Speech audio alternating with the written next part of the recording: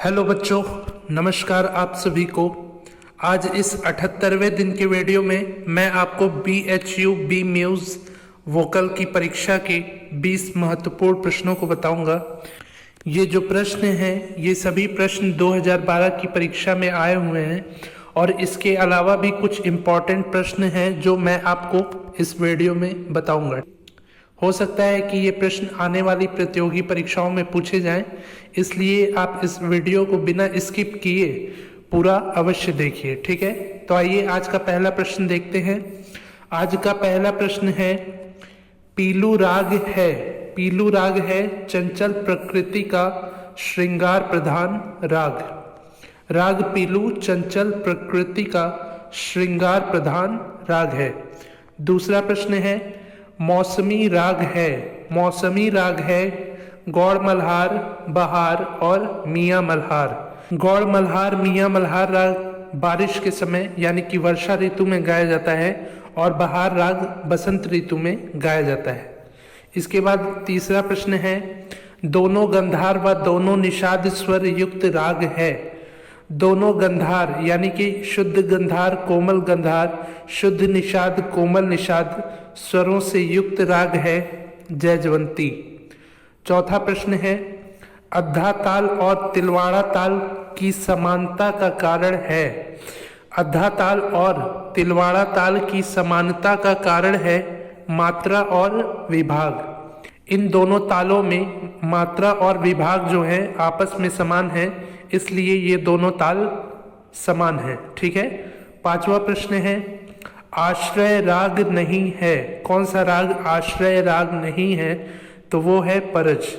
परज नाम का कोई थाट नहीं होता है, इसलिए ये आश्रय राग नहीं है। इसके बाद छठवां प्रश्न है, बसंत, परज व पूर्वी राग के थाट हैं। बसंत, परज व पूर्वी राग के थाट हैं पूर्वी थाट। ये तीनों राग पूर्वी थाट से जन्मे हैं, इसलिए इन तीनों रागों का थाट है पूर्वी थाट। सातवां प्रश्न है, रे धा ऋषभ धैवत प्रमुख स्वर है। ऋषभ धैवत प्रमुख स्वर है मारवा राग में। आठवां प्रश्न है, 10 ताली 4 खाली 14 विभाग 28 मात्रा। 10 ताली 4 खाली 14 विभाग 28 मात्रा वाली ताल है ब्रह्म ताल। ब्रह्म ताल में 10 ताली 4 खाली 14 विभाग और 28 मात्रा लगते हैं। नौवां प्रश्न है, राग ललित में थाट व्यवस्था के प्रति प्रश्न खड़ा करने का कारण है। राग ललित में थाट व्यवस्था के प्रति प्रश्न खड़ा करने का कारण है दोनों मध्यम स्वर का प्रमुखता से प्रयोग। 10वां प्रश्न है, आरोह में सा ग म ध नी स्वर का प्रयोग होता है बागेश्वरी, चंद्रकौंस और रागेश्वरी राग में। बागेश्वरी, चंद्रकौंस और रागेश्वरी राग में सा ग म ध नी स्वर आरोह में प्रयोग किए जाते हैं। इसके बाद 11वां प्रश्न है,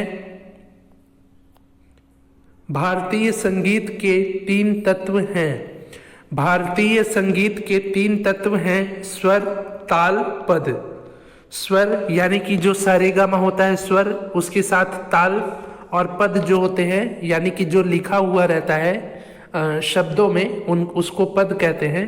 तो स्वर, ताल और पद जो है भारतीय संगीत के 3 तत्व हैं। 12वां प्रश्न है, जोड़ी जिसका स्वर से संबंध नहीं है। तो स्थाई और अंतरा का स्वर से संबंध नहीं है। स्थाई अंतरा जो है शब्दों में लिखे जाते हैं, इसलिए इनका स्वरों से कोई संबंध नहीं है।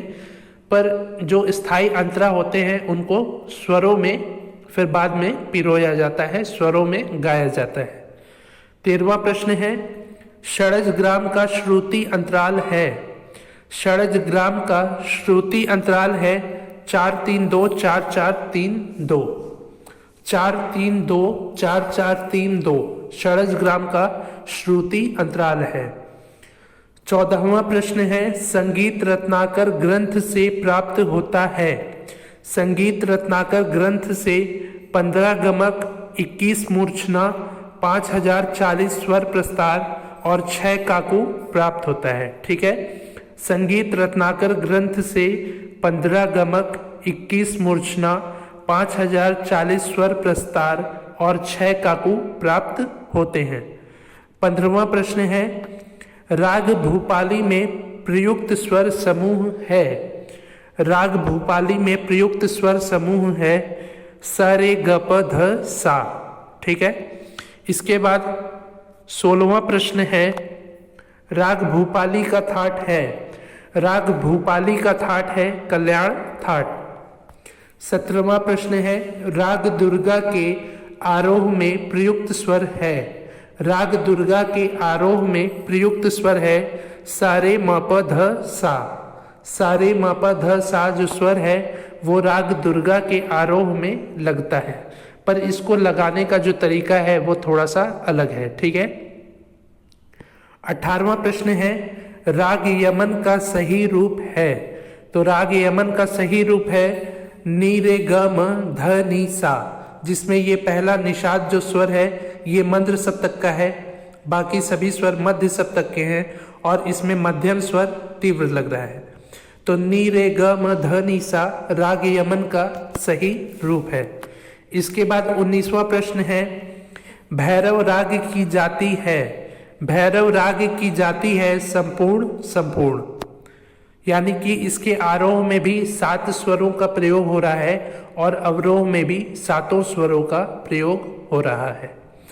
20वां प्रश्न है, 3 ताली एक खाली वाला ताल है। 3 ताली एक खाली वाला ताल है। 3 ताल, धमार ताल और झप ताल।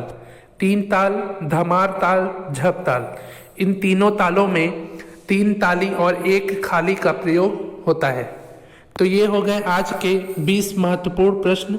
उम्मीद है आपको समझ में आया होगा।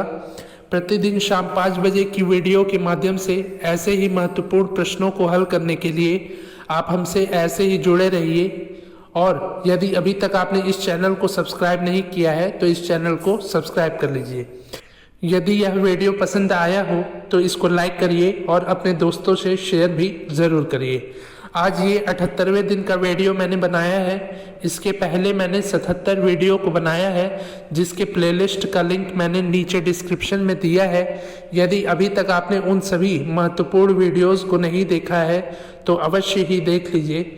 उन सभी वीडियोस में ऐसे ऐसे महत्वपूर्ण प्रश्न हैं जो आने वाली प्रतियोगी परीक्षाओं में पूछे जा सकते हैं। तो यदि आप 1-2 बार उन वीडियोस को देख लेते हैं तो आपके लिए अच्छा रहेगा, आपकी आने वाली परीक्षा की तैयारी हो जाएगी। ठीक है। तो मिलते हैं अगले वीडियो में, तब तक के लिए नमस्कार, धन्यवाद।